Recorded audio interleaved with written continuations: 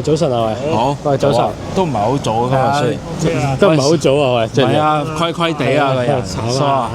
對唔住啊。係啊，咁我哋今日就遲咗少少，不過都仲好早嘅其實。係啊，咁我哋今日咧就去邊度啊，俊爺？情深邊度啊？依家係落合。係啊，冇錯喺落合，即係比較東中野嘅部分。記得。咁我哋就試下呢一間即係今年2026年 Try 嘅重頭戲啊！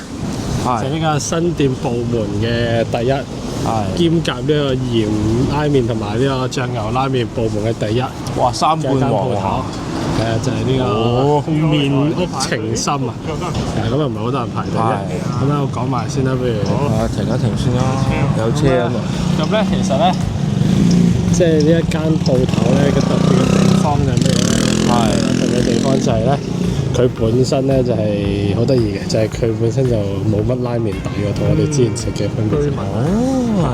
咁究竟佢係咩做法嘅咧？佢嘅做法又好似同我哋之前食嗰啲好傳統啊，或者嗰啲好唔同喎。係啊，咁究竟係咩做法咧？我都好期待嘅。咁啊，陣間食完出嚟再同大家講下啲內容啊、細節啦嗰啲啦。好 ，OK，好啦 ，OK， 食完再講。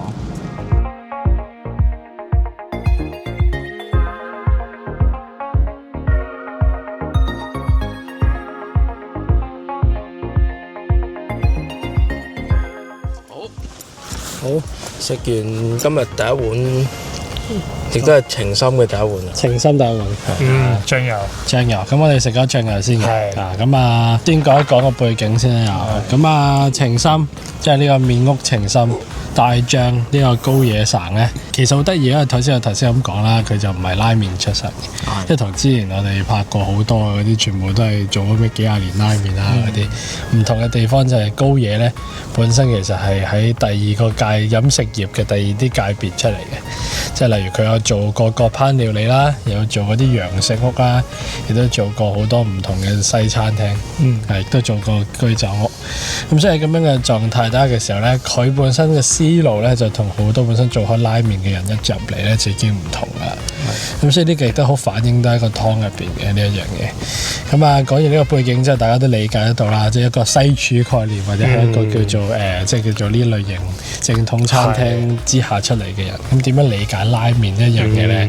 咁喺我哋嗰個即係食嘅過程裏邊，就完全發現到佢嘅理解就真係同普遍食拉麵嘅人就即係嗰啲做拉麵嘅人就有好大分別嘅。咁啊，即係我哋講緊食拉麵都有好多種做法，第一就係疊加，第二個就係減。咁啊疊加嘅方法，有啲人就選擇present 幾種味等你自己配搭，有啲就撈埋俾你等你。咁啊呢一碗醬油咧就撈埋俾你等你自己諗。冇錯。咁啊佢材料用咗啲咩咧？佢就用咗呢一個嚟自山口縣嘅呢個長洲黑羽毛嘅雞，黑羽毛地雞，黑羽地雞啦我哋叫做。咁啊黑羽地雞好得意就因為佢本身其實都有好多高級，即係要做呢啲高級雞嘅，即係出汁嘅打士嘅地方都會用一種雞嚟。佢本身就比較清啊，即係佢啲油比較清，因為脂質比較清啦。跟住然後嗰個雞味亦都比較濃啦，即係雞肉味濃啦。咁啊雞骨味亦都即係比較濃。咁所以攞嚟做個底啊。咁我亦都加咗豚骨。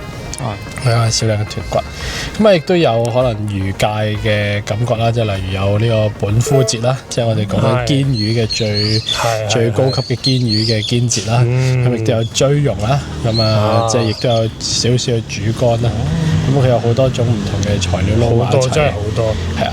咁所以變咗就係咧，呢個咧就係典型嘅拉麵你會見到嘅啲，但係呢個仲係見到嘅，冇錯。跟住咧呢啲咧就係我哋話點解好有即係個西餐味道咁，即係佢加咗真係又加咗蔬果。今次最出嘅一定係番茄，係啦，估唔到佢加番茄，係咁啊芹菜啦，係咁啊呢啲喺個湯底度加番茄真係少。呢種因為呢種思路係咩？呢種思路係西餐煮高湯嘅做法，係即係佢就用一種做西式即係做咩嘅做法嚟做呢一件事啦。咁所以變咗就係佢出嚟，其實嗰個湯嘅口感咧，與其係話似以往嘅日式拉麵高湯咧，倒不如話似係法式嘅高湯煮咗出嚟嘅拉麵。咁所以變咗就係佢嘅湯頭嘅味道咧，係你會見到好層次地係由即係雞嘅滋味，即係雞嘅鮮甜味，慢慢由動物轉移到美味咧，就變成咗蔬果係嘅主導。即係中間個過渡，即係雞啦，跟住魚介啦，跟住之後就係蔬果，即係佢有一個咁樣嘅過渡。咁呢一個就變成咗就係，如果你本身對於即係法式高湯你有一種認知嘅話咧，其實你會好容易感受得到佢想做嘅嘢。但係如果你本身係食開好傳統嘅拉麵嘅話咧，咁你可能未必會太過接受到呢一種做法嘅。因為佢唔係考嗰種暴烈，佢係考嗰種法式優雅。咁所以有陣時我哋食醬牛湯都會有嗰種濃味，即係嗰種濃味嘅，即係嗰種日式嗰種強烈感嘅。但係呢一種係走法式優雅嘅濃味。咁所以我就形容為其實雖然睇落好清，但係其實佢都好濃味嘅。好濃，係嘅。咁呢個就係關於個湯啦。咁醬油上邊咧，咁佢就用咗幾種唔同嘅醬油嘅。咁整得最 normal 嘅一樣就係一種叫做山羊醬油啦。咁呢種山羊醬油就有少少似我哋食嗰啲初炸嗰啲咩嗰啲頭抽啊嗰啲感覺。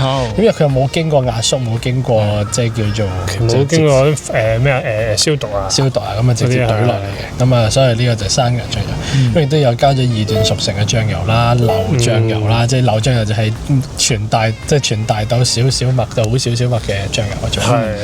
咁加咗呢樣嘢就變咗其實佢7種醬油嘅層次咧就擺咗喺個湯入邊嘅。咁所以變咗就係佢個湯頭裏邊嗰個醬油感其實好厚重。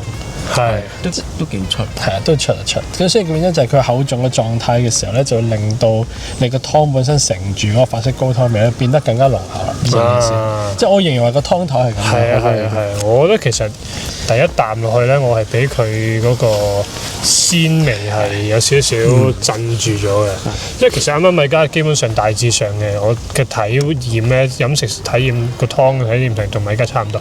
咁佢表面上係有雞油，但係其實嗰個雞油味唔係好主導，因為其實佢後邊可能就係嗰個俾你個動物係嘅感受會強啲啦。但係好快就因為佢嗰個醬油實在太過鮮味咧，好快就已經感受到嗰種醬油主導。但係佢好特別就係你喺佢感受到嗰種好強烈醬油嘅鮮味同埋嗰種醬油醬料香、豆香之後咧，其實佢背後嗰個底嗰個枯節啊，即係個堅魚味啊，少少煮乾啊，嗰啲味係從來一直以嚟都承托住，所以其實係有帶少少幽香 keep 住喺度，冇停過。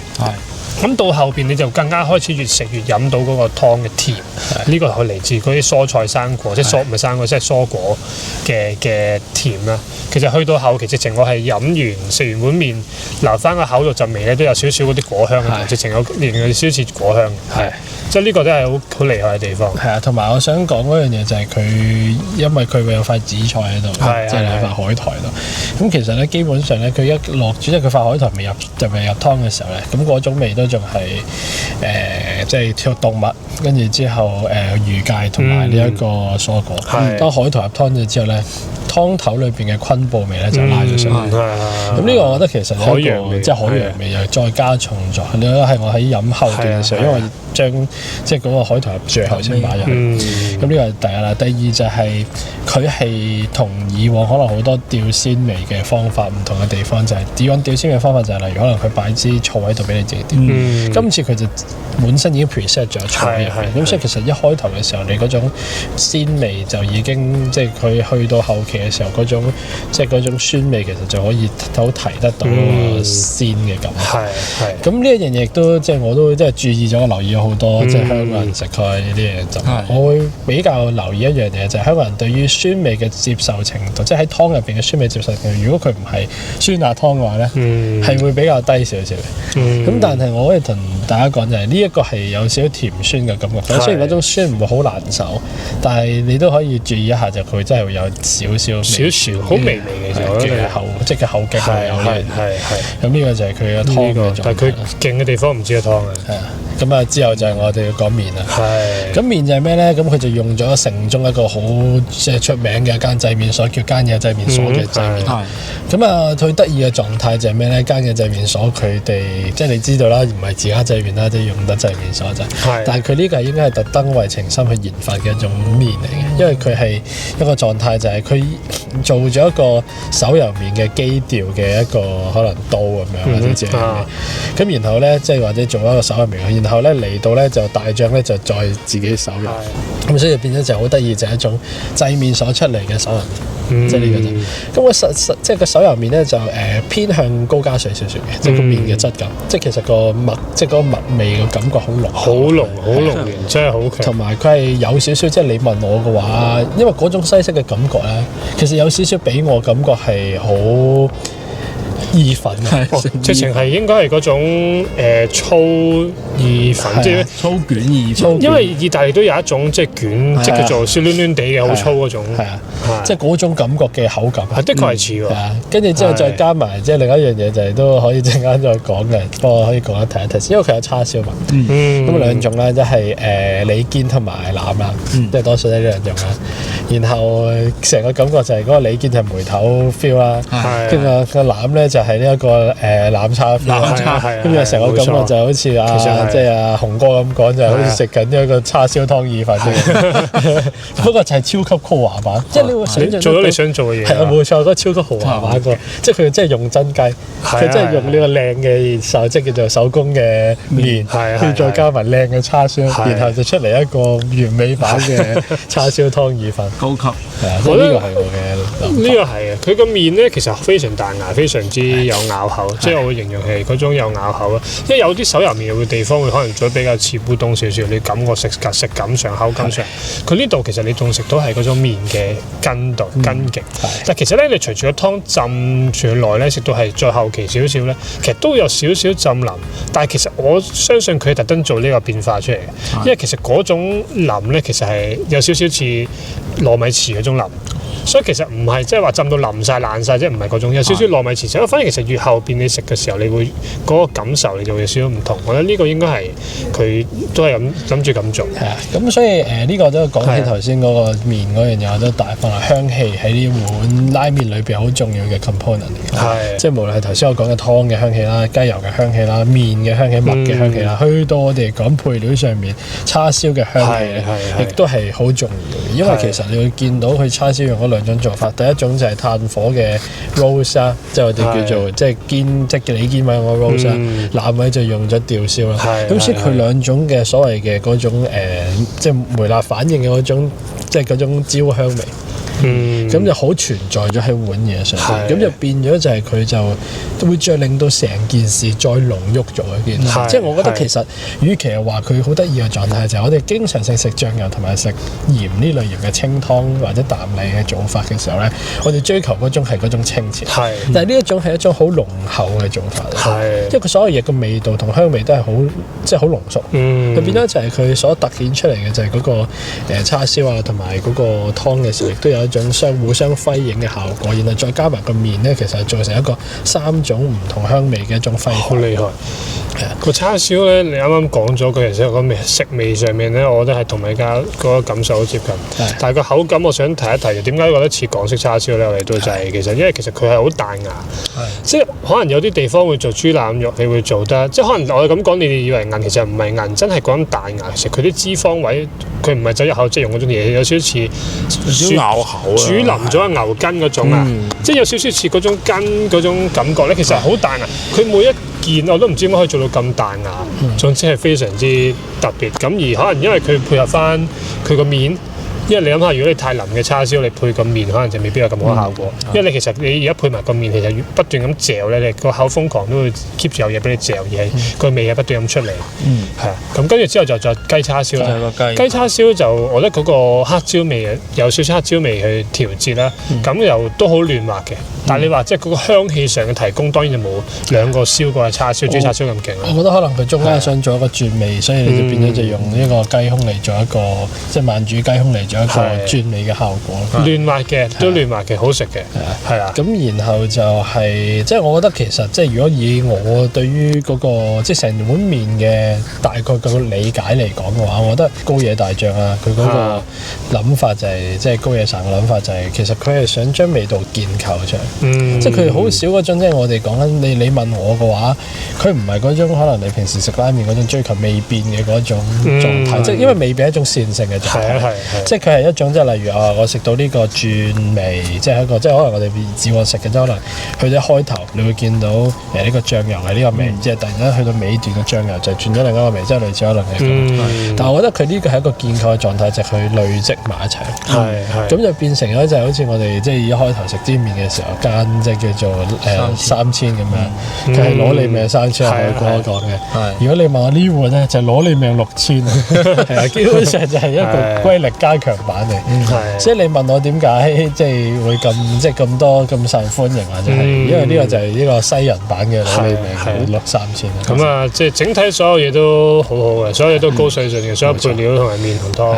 咁啊，我哋可能即係既然係咁，就即係要講翻句 We'll be back， 食埋個鹽。我哋聽日會嚟，即係我哋聽日會嚟食埋個鹽。冇錯，食埋個鹽之後，再同大家分享一下究竟跟鹽同個醬油有啲咩分別。好，係啊，係咁就咁。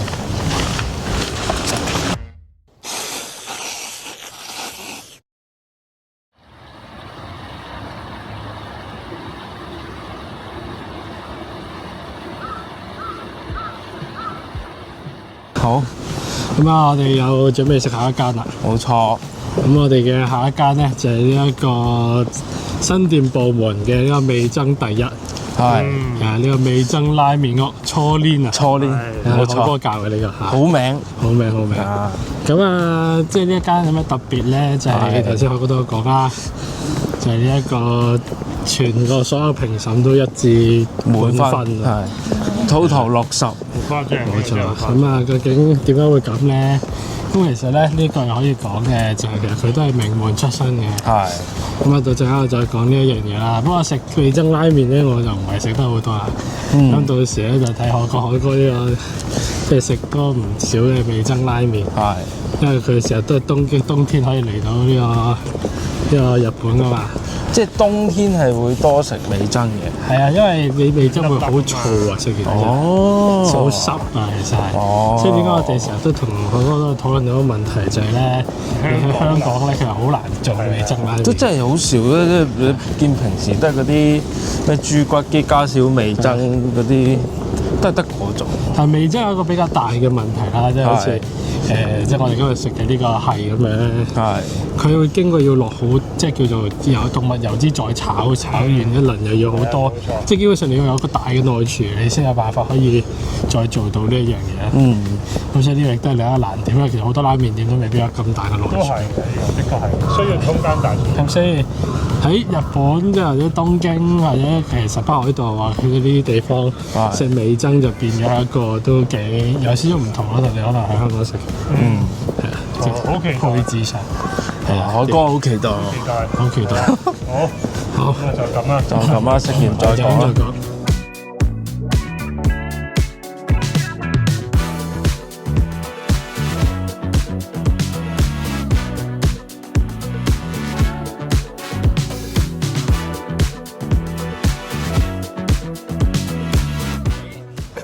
點啊？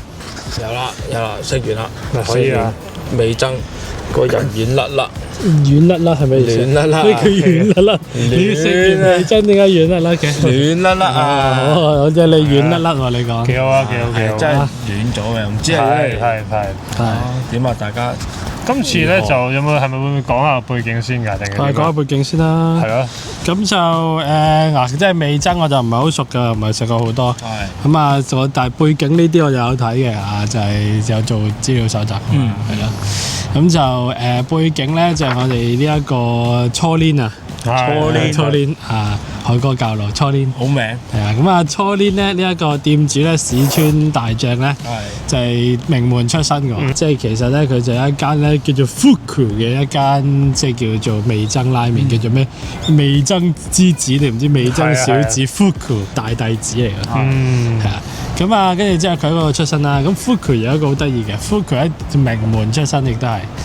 咁就係花道庵係出身嘅。哦，花道庵。花道庵咧就係呢一個喺中野嗰邊嘅一間好出名嘅東京味噌嘅拉麵鋪頭。呢個出名呢個。冇錯。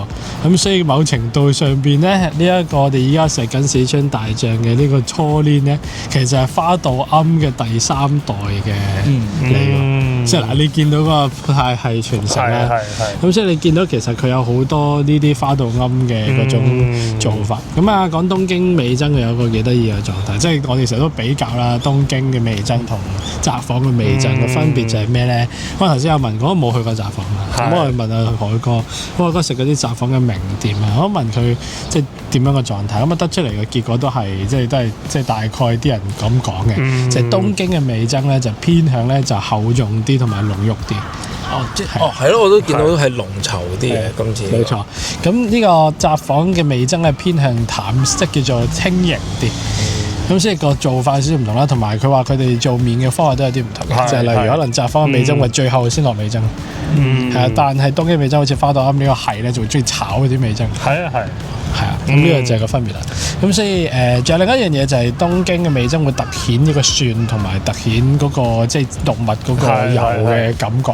咁呢一個札幌味噌可能就突顯翻味噌。我覺得薑味會多啲嘅。你問我嗰陣時食就印象中佢會起碼有上面有薑油，同埋本身個味噌嗰個味咧都會有少少生薑感覺。係啊，咁呢一個咧就變成咗就係佢都有薑嘅感覺，少少。有，但係更加強嘅就係蒜。我覺得呢個蒜係強嘅，係熟蒜喎，唔係生蒜嗰種喎。佢係炒蒜嘅嗰種感覺。咁所以呢個就可以分得到東京味噌同埋札幌味噌嘅分別啦。咁啊，既然講咗呢啲咁嘅歷史之後，咁啊亦都可以即係講一講個做法先啦。咁啊，佢就應該係用咗雞團兩種，即係叫做動物系嘅湯底。係啦。咁跟住之後，佢就用咗呢個好得意，因為咧佢係用咗兩種味噌嘅，即係咁佢就用咗呢一個白味噌啦，同埋呢個西京味噌。即係都幾諷刺嘅，東京食西京味噌。冇錯，係不過好笑嘅係，不過又好食。係啊，咁佢哋就攞嚟炒啦。咁跟住之後，佢就會有配料上面有芽菜啦，有呢一個汁煮過，然後再隻燒過嘅呢一個五花，係咪都唔係五花腩？邊個腩嚟嘅？豬腩係豬腩啦，跟住有京葱啦，係啊，跟住之後就係麵啦，咁啊應該都係啲中高加水。呢個亦都係個好得意嘅狀態，就係佢哋會話多數食札幌味噌都有機會係好高加水嘅。係，但係本身東京味噌就會有機會係即係特登將個加水調低少少，令到個麵嘅咬口嘅感覺會強烈啲，即係佢唔係追求彈牙，佢追求一個咬口嘅感覺。咁所以你見到其實個頭先我會形容我哋食嗰個即係叫做都係中直麵嚟㗎啦，係已經去到有少少食緊油麵嘅。其實係非常之似我哋譬如食車仔麵嘅嗰種油，不過佢再彈牙好多。係啦，咁所以就喺呢一個狀態底下嘅時候，我哋就會見到即係呢一個味啦。咁啊底味你會形容我咩？因為我係加咗多椰菜，咪即係多椰菜，多芽菜。芽菜係好重要嘅元素嚟嘅。咁我加多芽菜之後咧，因為佢芽菜好得意，因為佢其實喺個在場入邊咧，你會見到阿子川師傅咧就喺度爆香緊啲味噌，你入到鋪頭咧，個鋪頭已經見到係煙霧瀰漫，因為你係炒緊嘢，係好似去咗大排檔。就算未入鋪頭之前咧，你喺門口排隊咧，哇嗰陣鑊氣嗰陣味係哇好出，即係呢個就係燈籠嗰啲啊嘛，鑊氣係啊，就全部都係鑊氣嘅味喺周圍係極香嘅，你入到去都係極香，全個即係拉麵鋪裏邊全部都瀰漫住呢一種咁嘅炒香嘅味。好多嘢都炒過啦，佢好似食緊，譬如你食佢本身炒過嘅嘢，就好似食緊呢個炒蒜頭炒白菜、蒜頭炒菜心咁樣感覺。咁今次佢嘅芽菜咧，好似用豬油炒㗎。係啊，冇錯。所以佢炒完出嚟嘅時候咧，係極香，即係佢冇乜點樣落調味嘅，但係佢係落到極香嘅，即係有極香嘅動物油脂味啦。然後因為佢芽菜本身日本芽菜亦都多水分啦，所以嗰個所謂嗰個即係嗰個鑊氣嘅味道咧，好似留喺你個口裏邊好耐。我見到有得多芽菜，我就即刻叫米家話你一定要嗌呢個。係冇錯。本身你已經中意食芽菜啦，因為米家係就係。冇錯。所以咧，今次呢個炒芽菜嗰個鑊氣超強，同埋你見到其實真係好似我哋食即係大排檔咁啊！即係其實你見到芽菜係少少燶燶焦焦地。有少少似鐵板燒炒芽菜嘅，亦都可能呢個再香啲。冇錯，因為佢始終係豬油。係啦，咁所以其實你見到啲配料啦，咁啊再補充翻少少麵嘅資料啦，因為咧呢個麵好得意嘅，就係一個即係好出名嘅，因為我哋講製麵所都係嗰幾間，咁呢間就係即係呢個初年就用咗呢一個三皇屋嘅製麵。三皇屋係啦，咁啊即係呢一個所謂嘅，其實你問我嘅話都中值。都差唔多都接近中泰麵嘅 level 㗎啦，應該都係差唔多㗎啦。咁就入口嘅湯頭就你會一開波，你會聞到一重好重嘅味噌味啦。跟住之後就會伴隨住呢個，我會形容為我會聞到好大陣嘅豬嘅油脂味同埋呢一個蒜味撈埋一齊。所以我加埋椰菜咧，其實你問我嘅話，我覺得我自己食緊一個豬雜炒芽菜，我全個過程裏邊就係一個豬雜炒芽菜過程，然後有，亦都因為點解我會覺得似豬雜炒芽菜咧？就係因為本身我哋食豬雜炒芽菜，即係好最 authentic 嗰種，佢會落米酒，而呢一種酒谷味咧喺嗰個味噌入邊咧，亦都存在得到，好強烈，我會形容為，所以變咗就係我成碗麵就好似食緊一個湯版嘅豬雜炒芽菜。即係本身味噌已經會喺度發酵嗰種感覺，有少少咁嘅酒味。我一開始第一啖食都覺得嗰種發酵即係酒味嗰啲味道係真係好出，第一啖食落已經係好覺嘅就係。咁我好中意佢，其實佢嗰個味噌味，相比我以前食過嚟講，我覺得佢比較接近少少大家對味噌嘅理解多啲。因為其實有好多味噌拉麵佢哋唔同嘅做法啦，處理上，喺佢哋調配味噌上面，可能食出嚟你唔會第一下諗到佢嗰樣係味噌。跟住食落去咧，其實你除咗佢同埋佢嗰個比較濃厚少少啦。其實你慢慢食，你覺得有少少似中式我哋食麵豉，我哋中式嘅麵豉嘅呢種感覺啦。然後佢入邊仲有埋豬肉碎咧，所以成件事其實係有少少嗰種唔辣又唔係麻嘅淡麵嗰種底湯。個動物係好出嘅，嗰個味噌雖然係比較帶咗鹹啦，但係你其實越食到後邊咧，越出翻本身味噌嗰少少甜味同埋嗰啲動物係本身即係豚骨嗰啲甜味、嗰啲甜味出翻嚟。我呢個係做得都真係幾好嘅，每一啖都其實都好滿足。咁我會形容為即係呢一碗啦，咁我冇得食好多啦，咁可能海哥再講下佢同可能札幌啲味噌嗰個分別啦。咁但係我可以好明顯見到就係市川大將嘅做法就係佢好明顯係有一個好強烈嘅傳統嘅，即係嗰種傳統嘅意思就係佢有個好強烈嘅血系嘅做法喺度。即係你見，即係我頭先有講過啦。但係嗰樣嘢就係佢點樣去精進一件事。當然啦，我冇食過花度庵嘅嘢啦，但係我會見到個狀態就係佢加入咗新嘅即係味噌嘅時候，其實佢想做一個新嘅效果。咁而且佢做出嚟嘅時候，好多時候我哋講嘅即係叫做東京嘅即係叫做味噌咧，其實會存在一個比較嚴峻嘅問題嘅，就係好多時候咧，佢哋會出到後邊嘅時候咧，個味道啦，有關豚骨嘅嘢都會出現個問題，就係太濃咧，就會出現咗個狀態，就係會個味道會失咗焦。因為呢個等佢加少少題外話，因為我最近咧就食咗一間啦，即係咁啱啦，即係呢幾日啦，好唔好彩地啦，食咗一間就係豚骨主打，雖然唔係味噌，但係豚骨主打，我會形容為佢去到尾段後邊嘅味道嘅時候，完全失咗焦。我完全唔知道究竟佢想做緊啲乜嘢。咁呢個亦都喺呢碗，我會形容為新店嚟講，我完全見到個狀態就係好明顯，市川師傅佢做呢碗麵嘅時候，個結構好清楚，所有嘢係好清楚啲味道。即係你唔會分，即係你係好容易分得到。即係例如你食嗰碗，即係可能湯底嘅時候，會見到味噌味、蒜味、薑味，你全部你係 relate 得到，你完全分得清楚。但係佢係融合埋一齊，而係啲麵亦都係有即係咬口嘅跟住之後然後京葱再加蒜再加薑嗰種強烈嘅，即係然後再加埋呢個鑊氣嘅，再加個芽菜，有一個 notable 呢個即係一定要記住嘅一個配料我都未講，就係筍。係啊，呢個筍好好食啊！呢個個筍咧，我會形容為咩咧？因為我哋食過好多，即係我哋食過好多種類嘅筍。個筍嘅分別就係咩咧？就係呢啲筍咧，好多時候即係例如我哋好似今次即係過程裏邊，我哋食過農村嘅一種完全白色嘅，你都食過好濃味。但係我覺得今次呢個旅程入邊食得最濃味嘅筍應該係呢個真係好，但係好好食，係好食，真係好夾，同埋佢好甜啊！出到嚟你嘅感覺係好啱啊！嗰種濃味嘅感覺係乜嘢咧？嗰種濃味嘅感覺好誇張，就係咧，你係覺得佢好重味，但係你完全唔覺得嗰啲味係好鹹啊，好難受啊，好大陣筍味啊，係冇啊。跟住之後你係覺得好入味嘅一種腦汁嘅味道。但係我覺得有一個尾點嘅要講，即係佢最尾係有少少辛口。呢個位咧，其實係令到你吊翻起咧，你個筍喺個湯入邊嘅存在唔會俾本身好濃嘅湯埋沒咗入邊。因為好多時候咧，你食拉麵嘅時候，如果筍咁存在感唔係好強嘅時候咧，你個湯如果好濃嘅話，你個筍係冇意義嘅，係同最衰嗰啲芽菜有陣時個情況啫。但係佢呢個就係佢完全係擺咗，即係佢擺兩嚿筍啦，佢完全係可以提醒到大家就個筍點解要存在。因為佢個本身個筍掉一掉個辣味之後出到嚟嘅時候，個湯底就再甜咗。即係呢個係我見到佢嗰個做法。咁所以其實我覺得呢個都幾深刻對於我嚟講，即係以你味噌嚟講。我啱啱米家講就覺得佢比較保持翻佢嗰個系統嘅即做法啦。即係我者對比翻可能札幌比較傳統少少嘅味噌拉麵，我覺得佢相對嚟講亦都有佢新嘅諗法。我覺得佢嘅叉燒同我哋以往對味噌拉麵嘅理解叉燒都有少少分別。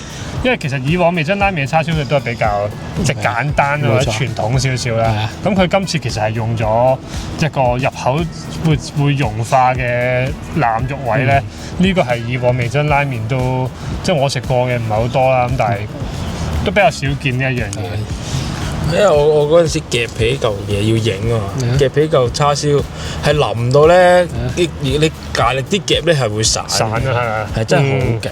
因為佢呢種做法就係因為佢真係汁煮咗嘛，即係佢其實好入味嘅嗰個，即係腦汁嗰個味道係好入味嘅。然後佢再加，因為其實點樣分咧，即係我自己判斷啊，可能唔係㗎。點樣分咧？就係如果你本身係單從吊燒嘅話咧，你本身嘅腩裏邊咧個油脂已經會有梅納嘅黑味道，即係你已經會有嗰種肉嘅即係嗰種焦香味。但係你發現嗰個本身咧，我哋嗰個即係叫做嗰個腩肉咧，其實個油脂係冇焦香味㗎，佢係純好似汁煮完之後嗰種入口即溶嗰種味道。咁所以變咗就係其實佢係冇經過，即係佢應該係汁煮完之後可能索乾咗之後，再用最大火嘅火槍噴咧，咁佢就可能要會做到呢個效果，即刻鎖住啊嘛。冇錯。咁跟住做到呢個效果，咁所以就變咗就係點解會出現入邊即係出邊外圍窿邊啲，但係入邊就係好即係入口即溶嘅嗰種，好似東坡肉嗰種口感。呢個就係嗰個做法咯。冇錯。啱啱跟住米家就講咗少少啱啱個少少微微嘅辣味帶出嗰個甜味咧。呢個其實好體現到就係咩咧？就係佢其實佢台面仲有兩個可以俾你加嘅，一個就係辣椒粉，一個辣粉啦，辣味咧。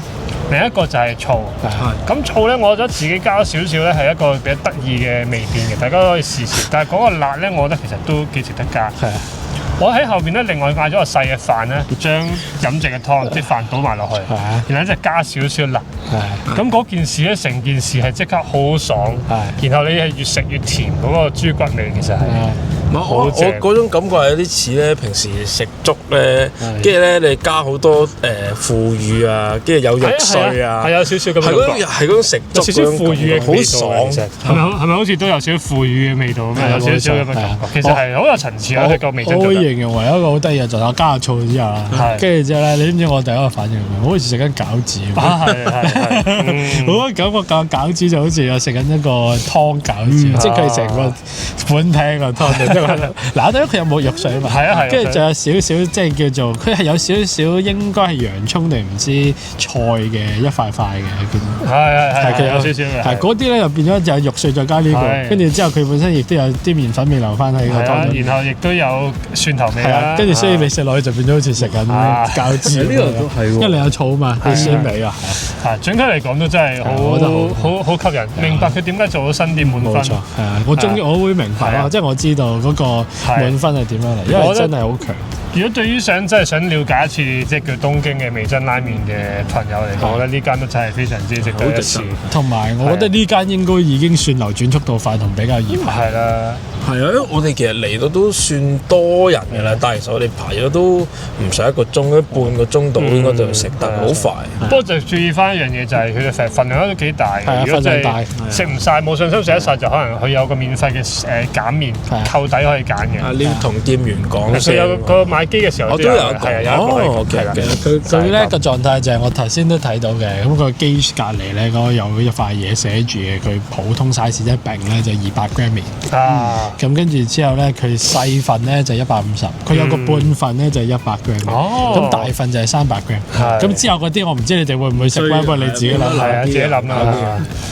係。不過我切記都係警告大家，拉麵唔好食太多會斷片嘅。係啊，就係咁啦。係啊，就係咁啦。咁啊，今次就呢一碗就咁上下啦。我哋就之後再落定係之後翻去嘅啦，我唔知啊。呢一碗啊，等先。呢碗唔係。咁我哋之後仲繼續啦。之後繼續啦。好。係啊。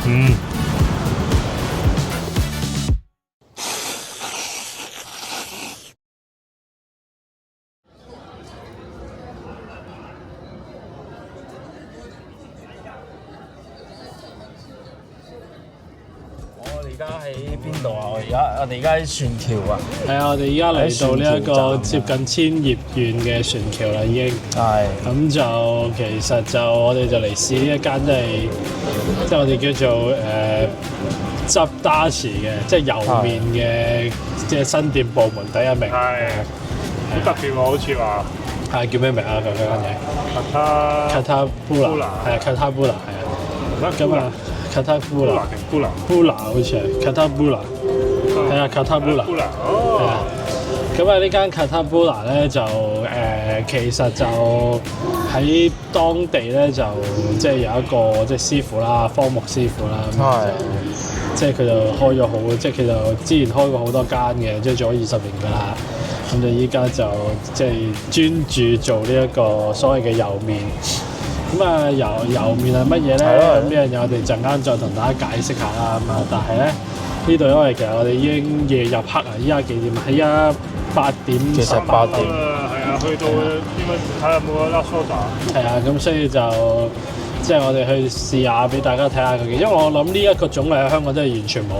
係咯，油麵即係你當油麵，可能你當係。除咗香港嗰啲油麵之外。係啊。咁啊，陣間大家睇完個樣之後，我再慢慢同大家解釋嘅呢樣嘢咩嚟啦。好，聽講都好吸引。好吸引啊！咁啊，佢就基本就上就係佢應該係有個好特別嘅元素，有2種好特別嘅元素，都係可能香港人都會比較熟悉少少。咁所以大家陣間就可以去試，即係睇下究竟我哋嗰個狀態係點樣。好，可以啊。喂，可以啊，喂，再講啊。好。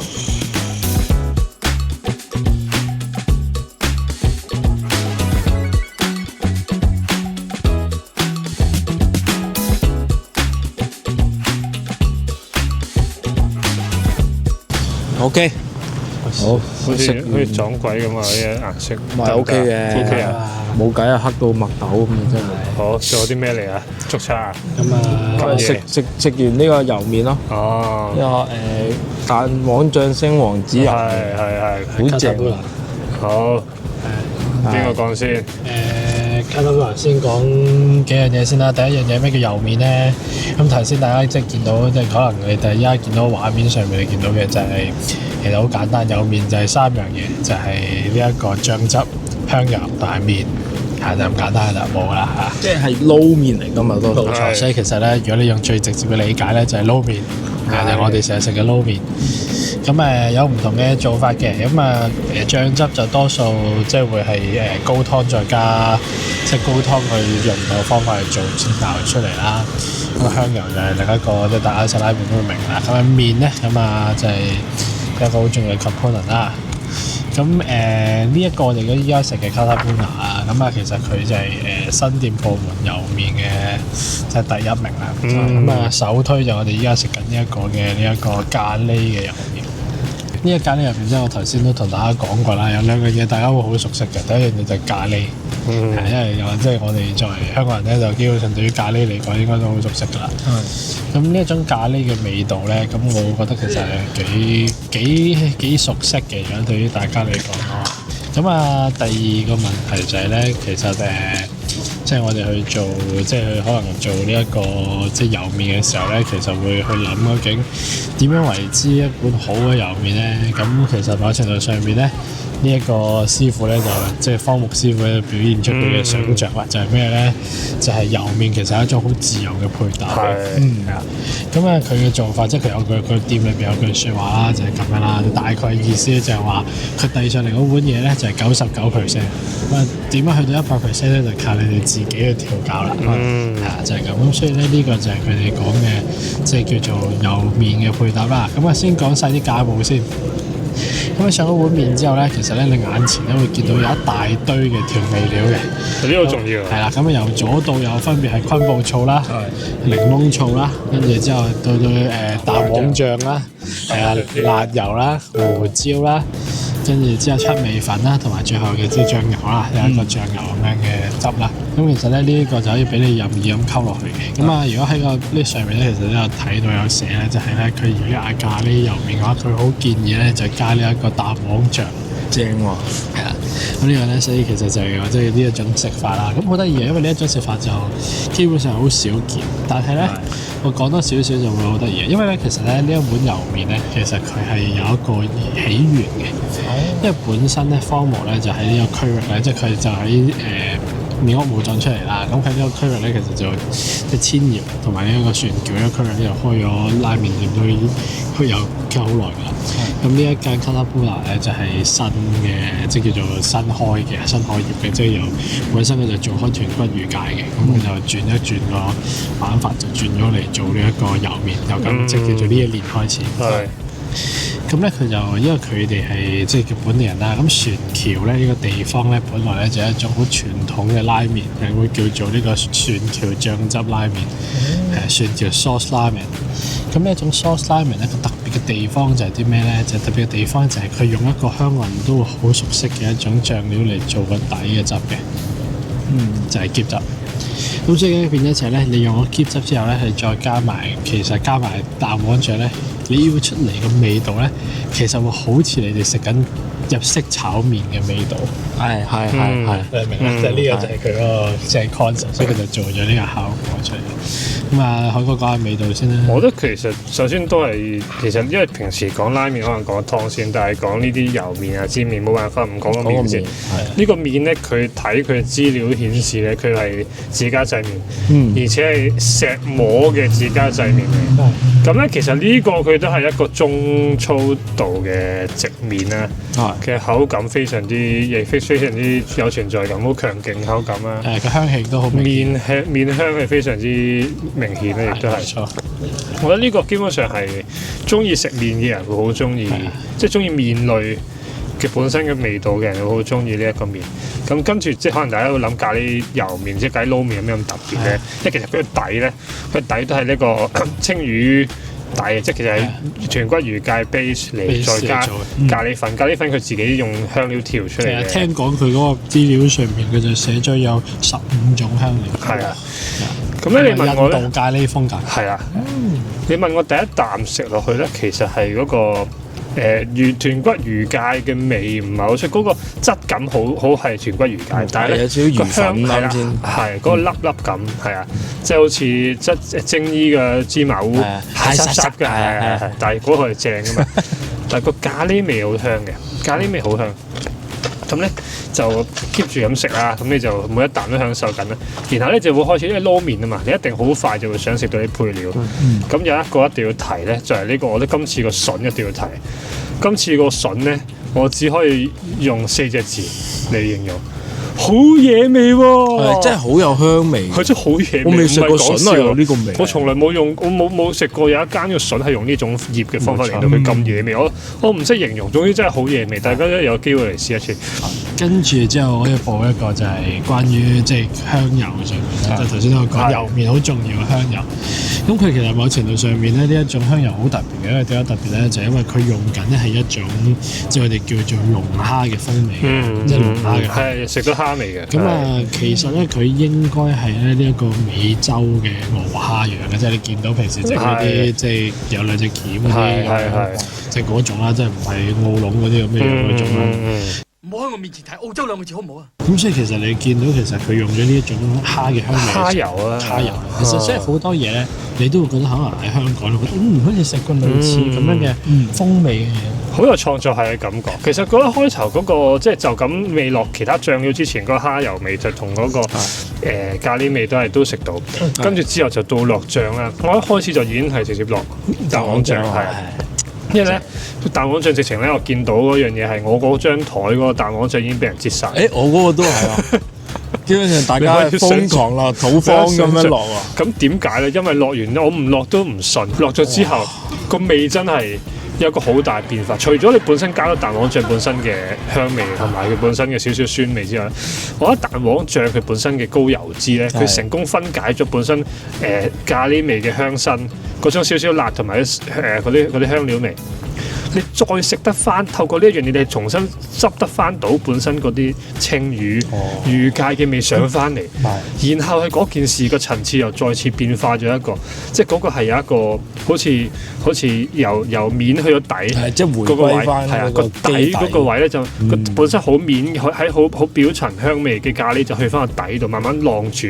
開頭就係靠個豚骨魚嘅晾住個咖喱，而家係調翻轉，估唔到淨係落咗一個蛋黃醬呢一個，大家喺超市場都買到嘅種東西，可以有個咁樣嘅變化，我真係從來冇食過。咁跟住就同埋個口感亦都會變滑咗好多啦。同埋我想講就係佢真係將即係油麵本身係一個都幾即係叫做即係我會形容為佢將油麵呢一樣嘢變成咗真係屬於麵咯，即係我哋真係食緊麵咯。個麵係好主角嘅，即係你見到嗰個麵嘅質感好重要。係好重要，唔好食嘅話，油麵就會唔好食㗎啦。基本上係。而第二樣嘢就係嗰種醬汁嘅嗰種三層結構啦，即係頭先海哥都有講到啦，即係即叫做底湯嘅咖喱，再加埋嗰種即係酸味，即係再加埋你加落去嗰種酸味。咁呢一種狀態就衍生到就係嗰個層次感嘅分別。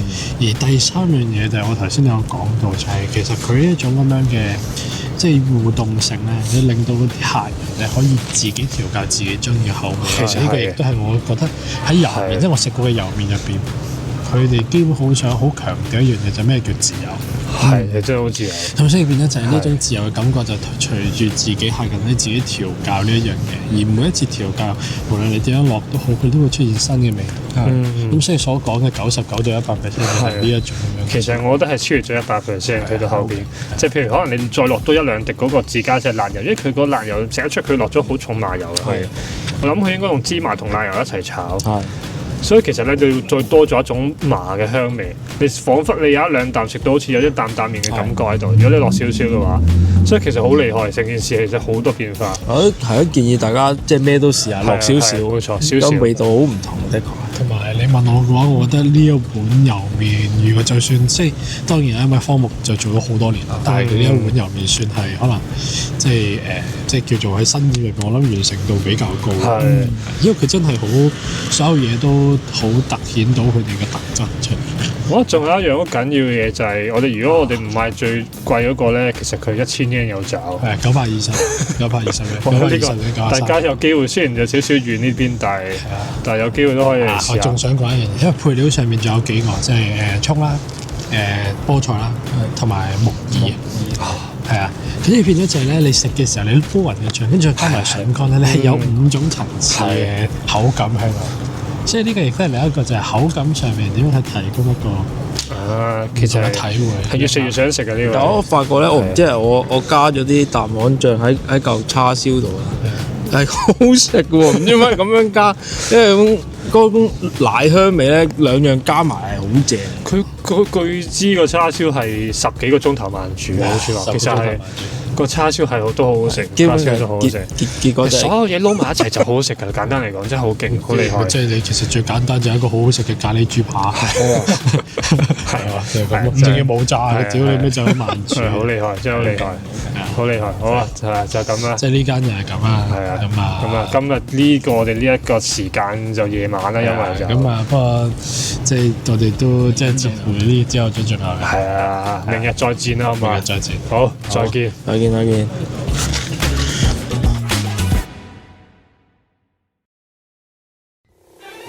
唔好啊！以12月日本嘅氣温嚟講，夜晚出街着唔夠衫，仲要特登走到去埼玉園春日部市嘅話，唔使諗都知就會凍死㗎。求下你唔好死啊，俊老闆！你而家呢度凍死咗嘅話，你應承咗話會一晚剪晒呢片嘅承諾，咁點算啊？體感温度仲有成-4度，只要捱得過嘅話，就可以快用儲水式熱水爐㗎啦。請問下期俊老闆之死 Ramen Stand by。韓哥已經隔離瞓咗。傻啊！虧啊！你偷影佢啊嘛。咁將飲剩嘅湯倒喺飯度，跟住啲飯倒喺湯度。飲剩嘅湯倒落啲飯度。